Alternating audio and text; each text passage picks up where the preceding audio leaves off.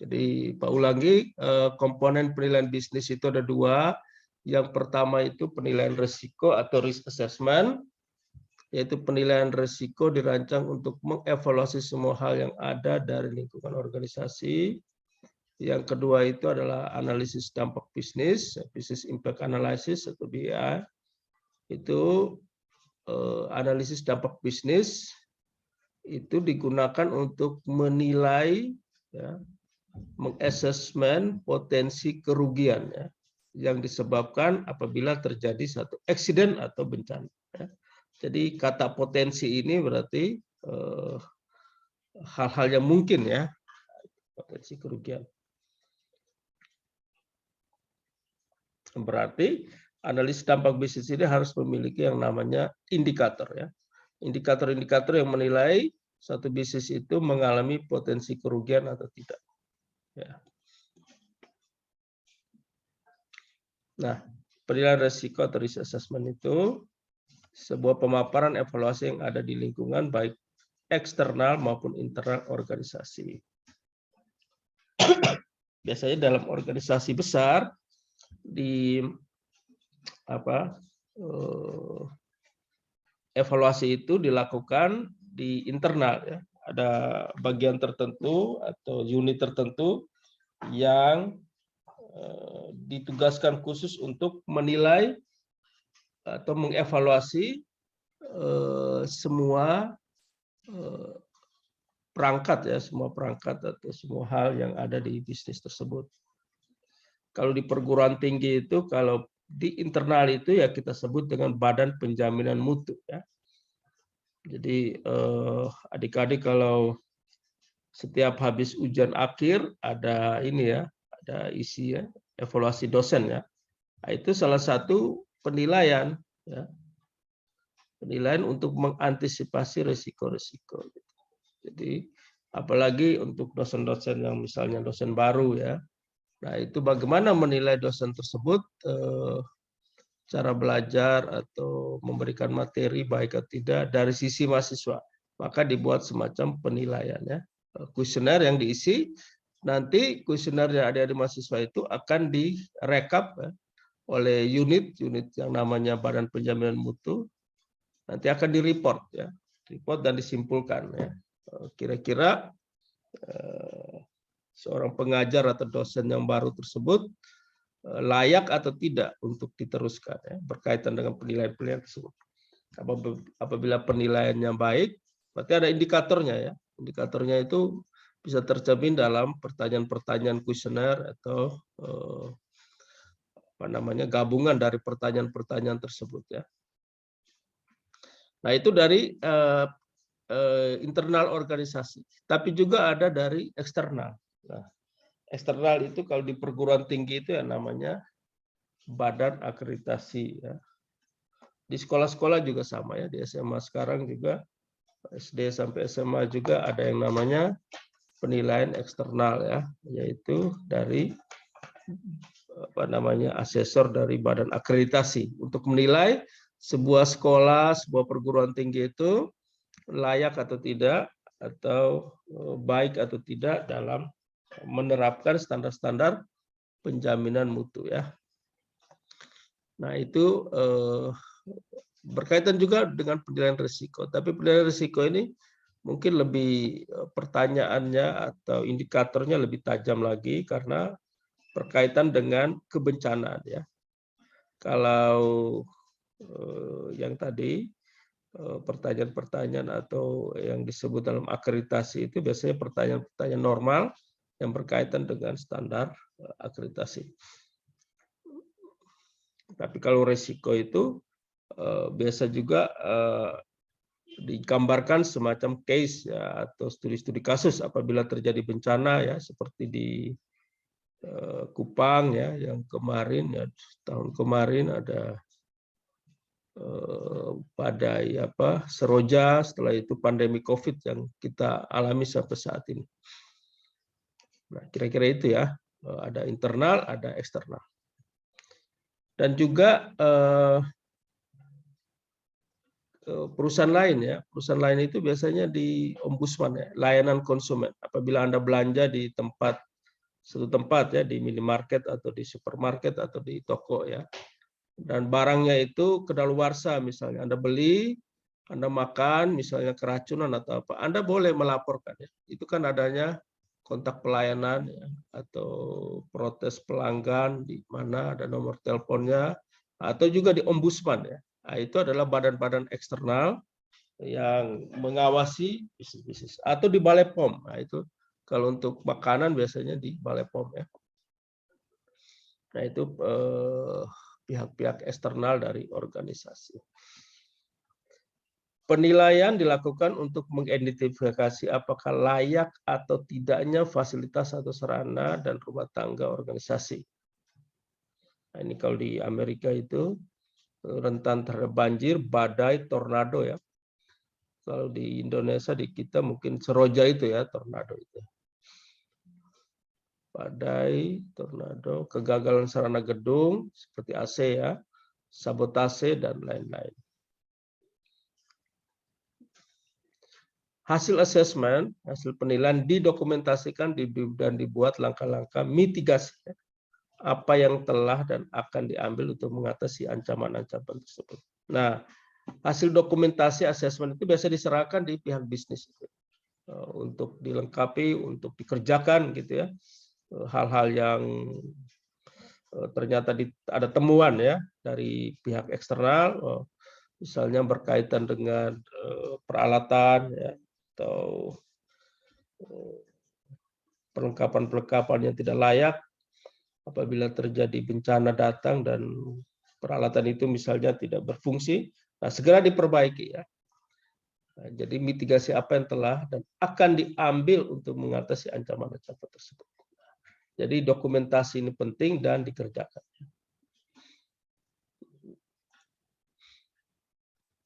Nah, contoh tabel ya. Jadi ada beberapa tabel yang ini contoh dari buku referensi itu berkaitan dengan penilaian risiko. Jadi ada 3 ya. Biasanya ada ancaman. Ancamannya apa, ada konsekuensinya, dan ada bagaimana ukuran pencegahan. Nah, ini yang nanti juga sebagai contoh Anda buat ya di tugas Anda nanti mungkin. Nah, ini kalau di Amerika ya, jadi apa namanya, ini tornado atau apa ancamannya itu adalah angin kencang ya, tornado ya, storm ya. Nah, konsekuensinya apa ya? Konsekuensinya dapat terjadi kebanjiran ya, hilangnya peralatan ya. Seperti TV tadi malam itu Anda nonton, Menteri Susi waktu ke laut ya, ketemu sofa di pantai ya. Wah, ini sofa dari punya siapa ditanyakan gitu ya. Mungkin ada yang nonton ya. Nah, bisa jadi sofa itu banjir di bawah ya. Nah, kira-kira gitu. Atau kerusakan struktur ya.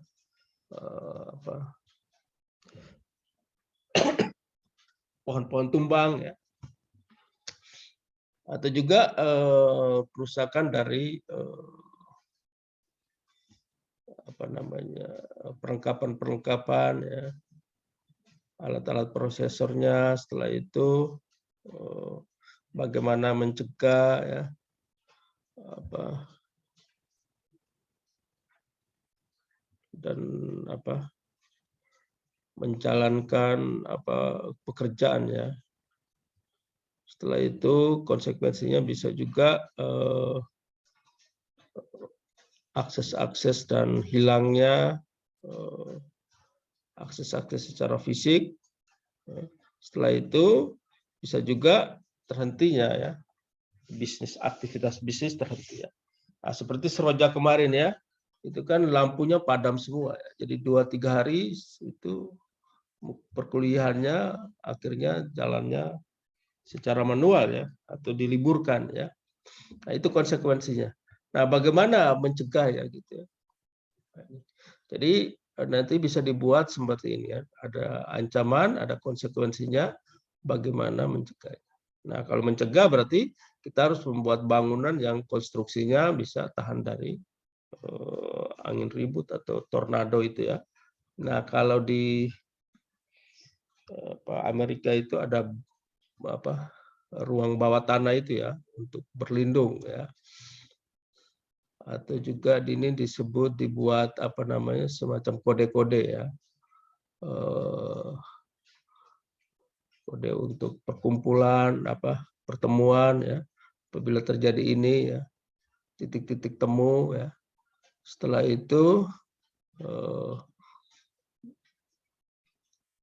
ada plastik untuk protek ya, untuk melindungi barang-barang dokumen ya, media magnetik ya, agar tidak terkena ya air atau banjir gitu ya. Setelah itu penempatan fasilitas itu jangan di lantai 1 tapi di lantai yang atas ya, untuk menghindari kebanjiran ya. Nah, itu juga bagaimana cross training ya, pelatihan-pelatihan agar kalau bencana datang itu bisa dihindari ya. Dan juga ada semacam tempat ini ya, tempat perlindungan sementara itu ya, untuk memberikan perlindungan bagi pengungsi-pengungsi ya, untuk menghindari ya banjir atau angin ribut tadi. Nah, setelah itu pintu jendela juga bagaimana dibuat sehingga tidak mudah rusak ya apabila ada angin. Nah, kira-kira ini preventifnya apabila terjadi angin ribut ya. Tetapi kalau misalnya threat-nya itu, ancamannya itu bukan angin ribut atau tornado tadi, tetapi misalnya COVID-19, nah, konsekuensinya apa? Ya. Setelah itu preventifnya seperti apa? Atau pada seroja di NTT. Ya. Nanti coba dibuat berdasarkan pengalaman adik-adik kemarin ya.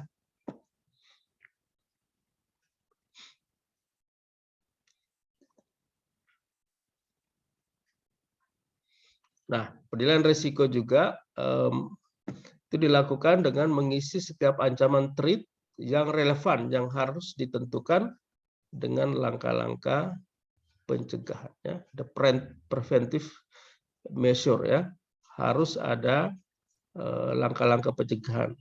Setelah itu membuat checklist tindakan yang belum dilakukan, dilaporkan tindakan mitigasi. Nah, ini penting sekali ya kalau kita melakukan checklist atau melakukan hal-hal yang dicatat dan kita laporkan dengan baik, maka pencegahannya itu akan cepat ya, dilakukan. Setelah itu daftar tadi ya, berkaitan dengan daftar tadi, maka rekomendasi untuk perbaikan itu akan lebih cepat ya. Jadi kemarin ya, kalau seroja kemarin untuk Stikom ya, pertama harus listrik harus nyala, genset harus bisa nyala. Nah, untuk nyala pastikan jalur kelistrikannya itu harus baik ya. Nah, maka langkah pertama adalah pihak petugas listrik harus mengecek semua ruangan, jangan sampai ada yang koslet, ada yang gini. Nah, kira-kira itu rekomendasi-rekomendasi itu yang penting. Setelah listriknya nyala, baru mulai mencek yang lainnya, sistem-sistem komputernya ya, si Amir, iClass-nya jangan sampai ada bermasalah ya. Nah, setelah itu kalau dipastikan semuanya beres ya, baru pekerjaan atau perkuliahannya itu bisa dilakukan. Nah, itu kira-kira rekomendasi-rekomendasi atau perbaikan itu ya. Dan sampai sekarang juga banyak hal-hal yang belum ini ya, belum pada perbaikan sepenuhnya ya. Di pihak yang lebih banyak itu kemarin itu PLN dan Telkom ya.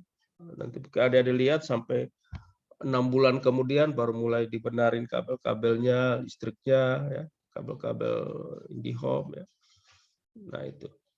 Karena di pihak Telkom juga pasti akan membuat prioritas-prioritas itu ya. Daerah-daerah mana yang sangat parah ya. Karena pelanggan semua itu melapor ya, sampai ya Pak juga sama pengguna IndiHome lapor ke Jakarta itu sampai 2 bulan, 3 bulan. Akhirnya dari pihak Telkom memang memberikan diskon ya. Jadi 1 bulan itu tidak membayar, bulan berikutnya diskonnya 50%. Karena memang sampai 1,5 bulan itu IndiHome-nya tidak berjalan. Ya. Kira-kira seperti itu ya. Nah, business impact analysis. Nah, kalau business impact analysis itu penilaian fungsi bisnis atau organisasi untuk mengembangkan, ya, mendevelop pemahaman ya berkaitan dengan kekritisannya, recovery time objektifnya, ya, lalu pemulihannya ya, dan kebutuhan sumber daya.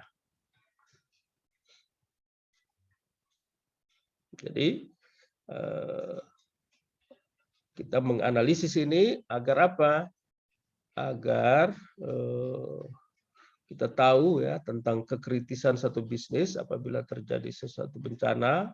Setelah itu kita bisa pastikan waktu pemulihan dan resource ya. Sampai kemarin kan ada dari PLN itu bahkan ini ya mungkin karena force majeure ya, mendatangkan petugas-petugas PLN dari luar NTT ya. Itu banyak ya. Ya karena itu, karena kerusakannya sangat mayor ya, sangat banyak. Nah, melalui apa business impact analysis ini, organisasi akan memperoleh pemahaman umum tentang fungsi-fungsi yang sangat penting bagi kelangsungan hidupnya. Hal ini memungkinkan klien mencapai perencanaan yang lebih efektif dengan biaya lebih rendah dan berfokus pada fungsi-fungsi penting perusahaan. Sehingga apa? Cost-nya itu lebih kira-kira lebih murah lah ya, lebih rendah. Kalau persiapannya itu dianalisisnya dari awal ya. Dari persiapan, analisisnya, setelah itu kebutuhan sumber dayanya yang efektif, ya, maka memang membutuhkan waktu lama, tetapi biayanya cukup rendah. Tetapi kalau mau waktu yang pendek, pasti biayanya tinggi. Ya. Nah itu apa namanya hubungannya ya.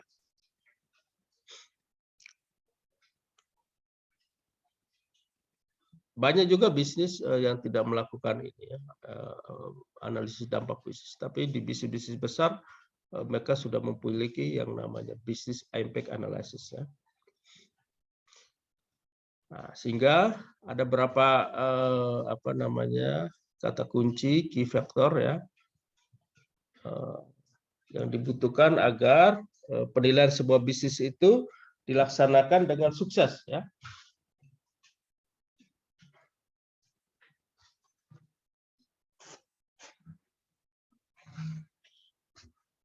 Apalagi penilaian bisnis itu dilakukan oleh pihak eksternal ya. Nah, yang pertama harus ada komitmen. Komitmen dari manajemen, dari pimpinan sampai bawah harus punya komitmen bahwa bisnis tersebut itu dibuka seluas-luasnya ya untuk dinilai ya kelayakannya ya. Kalau memang tidak layak ya bilang tidak layak gitu ya, jangan disembunyi-sembunyikan. Karena kalau misalnya disembunyikan tapi tiba-tiba ada kejadian atau eksiden yang datang dan di luar dari perkiraan ya, nanti malah kenanya itu adalah manajemennya ya. Nah, itu biasanya dengan wawancara-wawancara ya. Nah, kalau di perguruan tinggi seperti akreditasi itu ya semua diwawancara ya, bahkan mahasiswa juga diwawancara semua ya. Ya nanti adik-adik kalau tahun depan ya itu ada akreditasi program sistem informasi ya. Mungkin Anda semester 4 ini nanti bisa jadi ketua HMPS ya di sistem informasi, pasti nanti akan diundang gitu. Ada wawancaranya. Ya berkaitan dengan ini misalnya pengetahuan Anda berkaitan dengan program studi yang ada atau berkaitan dengan mata kuliah yang Anda jalankan. Dan sampai Anda mengambil informasi ini, Anda tidak tahu tujuannya apa nanti Anda setelah tamat dari Istiqom gitu. Nah, itu yang perlu diwawancarai ya, perlu mendapatkan asesor-asesor itu perlu mendapatkan pengetahuan seperti itu dari mahasiswanya, dari dosennya, ya, dari pimpinannya, dari manajemennya, dari alumninya, ya, atau juga dari stakeholder pengguna lulusan. Ya, itu semua nanti diwawancarai. Maka ini harus ada komitmen ya. Itu yang pertama. Yang kedua, ini menggunakan kuesioner survei yang efektif. Nah, jelas ya nanti pasti kalau di perguruan tinggi terus diupdate terus ya, yang dan relevan. Ya. Jadi kalau pertanyaannya saat ini kan zamannya sangat cepat ya perubahannya ya, dengan penggunaan media sosial, dengan penggunaan yang lain-lain. Maka kuesioner survei juga pasti menggunakan metode-metode dan juga menggunakan tools-tools yang tepat ya. Dan cepat. Tidak menggunakan, ya mungkin saya tidak menggunakan kertas lagi, tapi dengan Google Form saja ya, lebih cepat.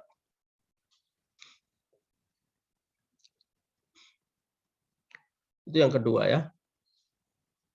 Yang ketiga, tekankanlah bahwa informasi yang dikumpul hanya demi upaya pemulihan. Nah, ini ya.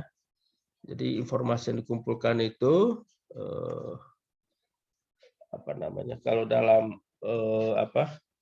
manajemen risiko atau keberlangsungan bisnis ini biasanya berkaitan dengan bencana ya. Nah, jadi tidak berpikir suka atau tidak suka terhadap bisnis tersebut. Ya, kita jawabnya karena tidak suka maka jawabnya pasti negatif semua. Nah, tidak. Tetapi ini jawaban juga harus sesuai dengan secara objektif ya menilai bisnis tersebut.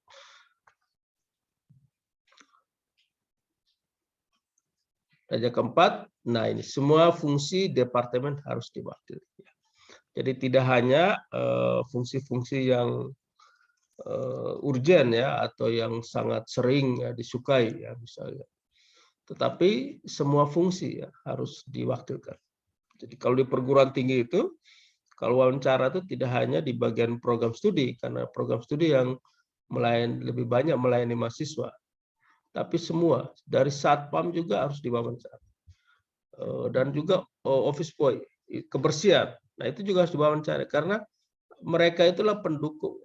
Karena mungkin sekarang kita lagi kuliah daring ya, jadi tidak terlalu banyak masalah berkaitan dengan kebersihan. Tetapi kalau nanti ada di semuanya sudah di kampus, wah itu berarti masalah kebersihan ya, masalah apa namanya MCK-nya itu juga ya, itu harus sering diperhatikan ya, apalagi juga parkiran juga ya. Nah ini sehingga semua fungsi itu harus diwakilkan. Bukan hanya bagian sistem informasi atau bukan hanya di bagian adminnya iClass atau adminnya si Amir, tapi semuanya ya. Nah ini ya. Karena memang sekarang sistem sudah berbasis IT komputer ya, sangat penting komponennya. Tapi tanpa unit bisnis yang lain, organisasi tidak mungkin akan dapat menyediakan produk atau lainnya yang prima kepada pelanggan, gitu ya. Jadi sekalipun iClass, si Amir, ya, yang Anda akses saat ini semuanya penting, tetapi Satpam, OB itu juga penting. Unit-unit lain itu juga penting. Karena saling berkaitannya. Itu yang kita sebut dengan organisasi. Ya. Dan yang kelima, wawancara harus dengan staf yang tepat. Ya. Jangan sampai orangnya tidak tepat, orangnya malas-malasan, orangnya tidak terlalu care terhadap bisnis, malah diwawancara ya. Nah, sehingga kira-kira wawancara ini nanti juga harus, misalnya mahasiswa, representasi mahasiswa ya. Representasi mahasiswa itu siapa? Kalau prodi ya HMPS. Kalau mahasiswa secara keseluruhan ya BEM yang diwawancarai. Begitu ya. Atau mahasiswa-mahasiswa berprestasi lainnya ya, kira-kira itu. Nah, staf juga sama ya. Dosen juga sama. Setelah itu kalau di bisnis ya paling eksekutif ya, unit bisnis memiliki pengetahuan terbaik, the best knowledge ya. tentang apa yang diperlukan untuk mengoperasi unit. The rule modelnya ya.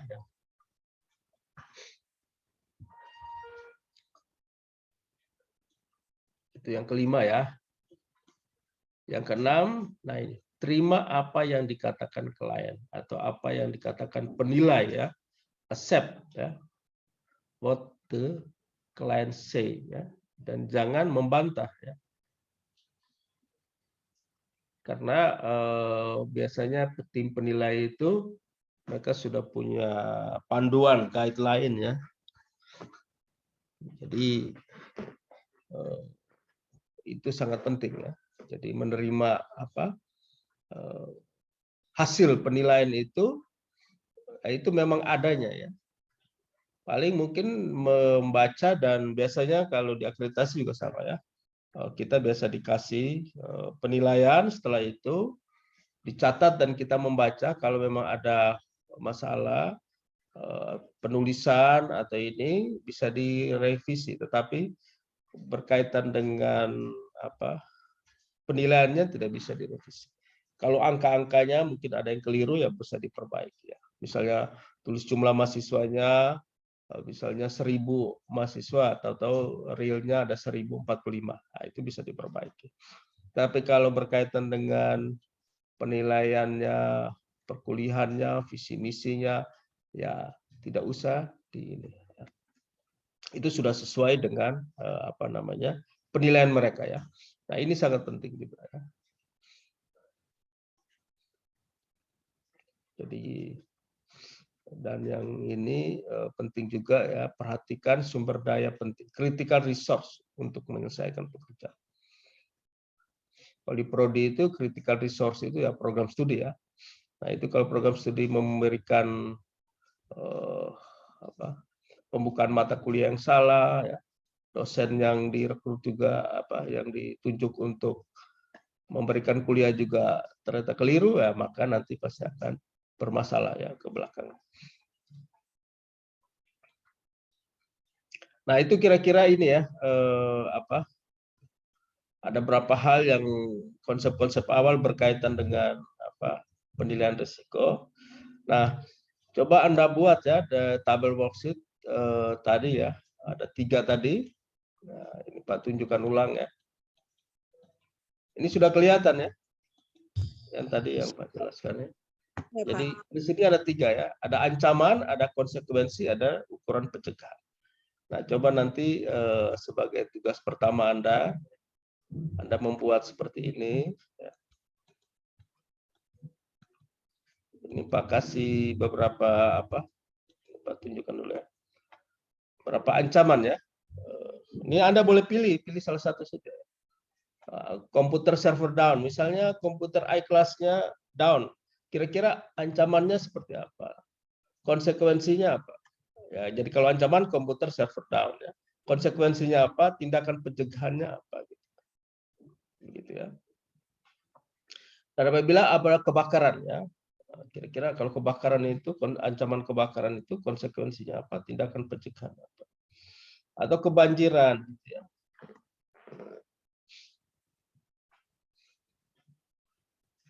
Setelah itu ancaman dari luar ya.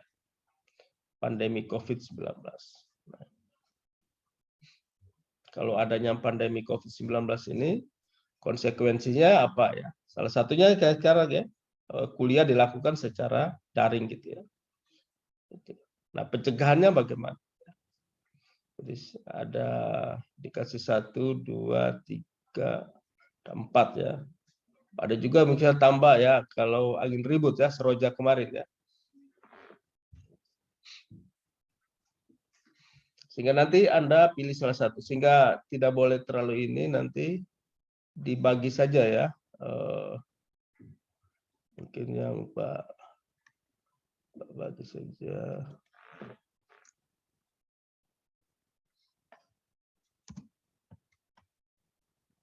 Ini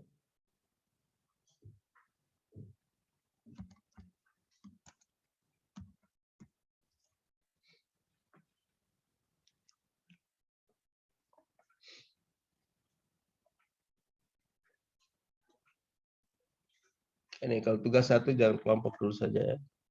Dikerjakan ancaman dari luar ya.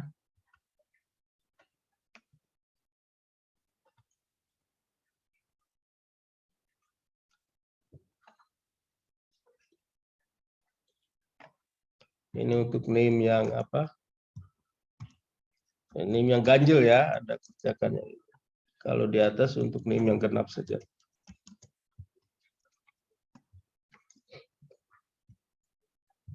Jadi NIM ganjil itu Anda mengerjakan, coba mencari konsekuensi tidak pencegahan kalau adanya pandemi COVID-19.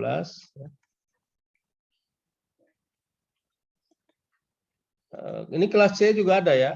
Itu pandemi COVID ini untuk kelas A ya. Kalau kelas C bencana seroja kemarin.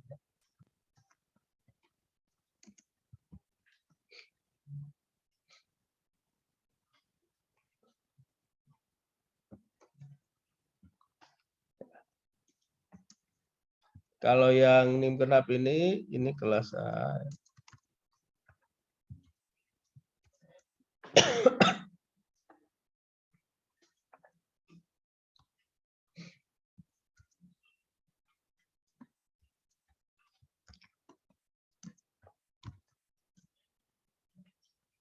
Nanti kelas B-nya kebanjiran.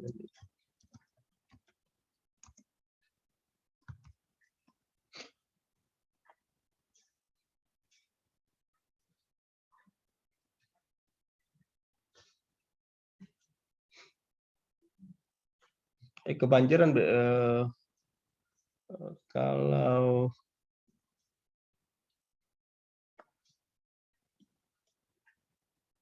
nanti kelas B pemadaman.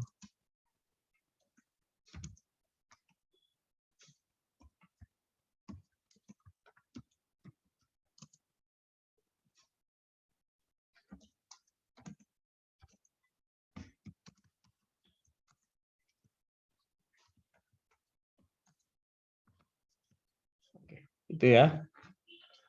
Di kelas B jam 10 nanti.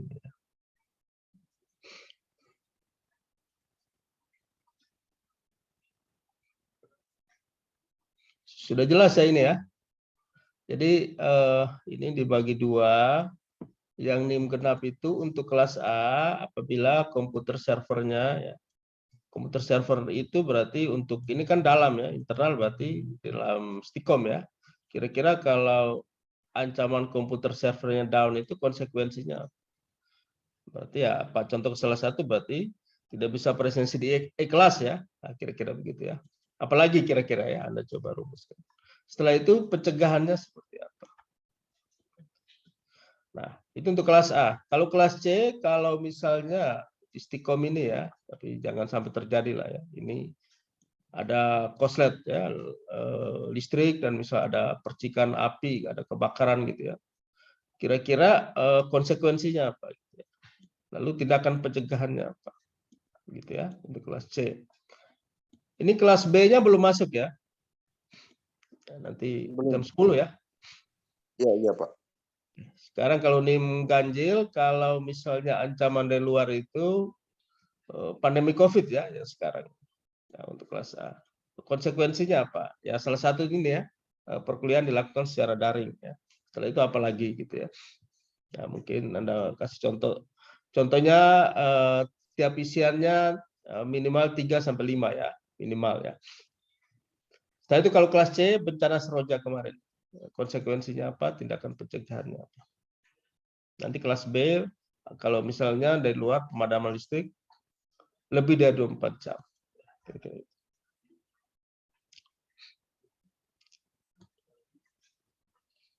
Itu yang pertama. Sampai di sini ada pertanyaan dulu, silakan.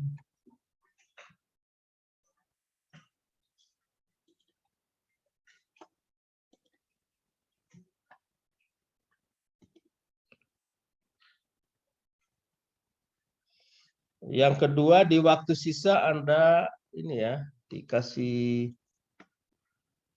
ini bukan kuis juga ya, pertanyaan yang Anda bisa jawab lah ya. Ini berkaitan dengan kewirausahaan, Pak ingin lihat bisnis ya, jiwa bisnis Anda atau contoh-contoh bisnis Anda yang sudah ada. Ini berkaitan dengan, karena sekarang program kreativitas mahasiswa sudah buka ya, jadi Pak harapkan dari kelas ini mungkin ada yang ada kelompok yang bisa mengirim proposalnya ya, sehingga ini Pak kirim nanti kirim juga di WA grup juga ya.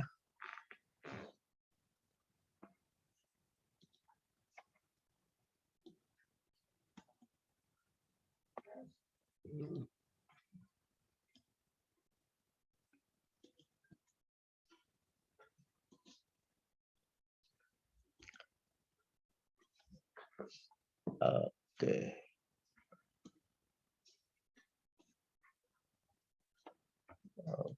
Pak kirim di chatting ya, Anda isi ini Google Form ya. Nanti dalam 1 jam ke depan ini silakan isi dan dikirim ya. Ini Pak sudah kirim di chatting ya. Iya, Pak. Iya, Pak. Iya, Pak. Ini nanti bisa dikopikan ke WA grup juga dikirim ya. Nah, ini untuk 1 jam ya, semuanya isi. Nah, nanti isi kalau memang misalnya ditanyakan apakah bisnis Anda gelut selama ini sudah ada. Kalau sudah ada ya, kalau belum ada ya tulis ya belum ya, begitu. Tapi semuanya harus isi ya. Iya, Pak. Oke, ini Google Form-nya sudah. Setelah itu tugasnya tadi juga sudah.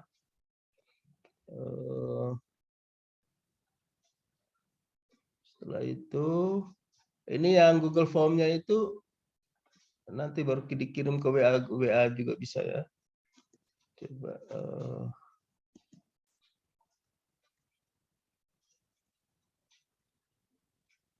Oke, karena lagi ini ya tidak boleh minimize.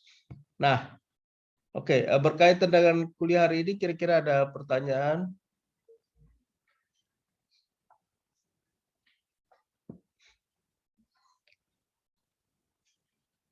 Ya, berarti kalau ini kita ambil gambar bersama baru Anda silakan isi ya sampai jam 10 nanti ya. Pak tunggu ya. Iya, Pak. Oke, kita ambil gambar dulu. Ini 30 orang ya, 30 orang. Lembar yang ini ada berapa lembar nih? 2 lembar ya. Oke, lembar yang pertama silakan. Ini Virginia nanti bisa ke kampus kah? Kamu kuliahnya full kah? Kemarin saya coba ke kampus, Pak. Tapi katanya ibu lagi sakit. Jadi nanti kalau sudah sembuh baru ibu kontak kembali, Pak. Oh. Ibu ada. Sudah ada nih ya nanti. Iya, Pak. Oke. Oke, 1, 2, 3. Jadi hari ini kamu bisa ke sini ya. Iya, bisa, Pak. Lembar pertama sudah. Ini dulu ya. Slide. Oke, lembar kedua.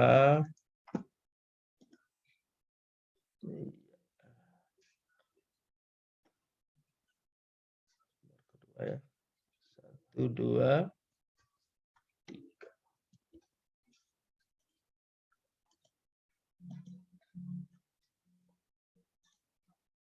Oke, sudah ya. Silakan diisi form. Nanti kalau ada pertanyaan nanti ini bisa di WA grup ya.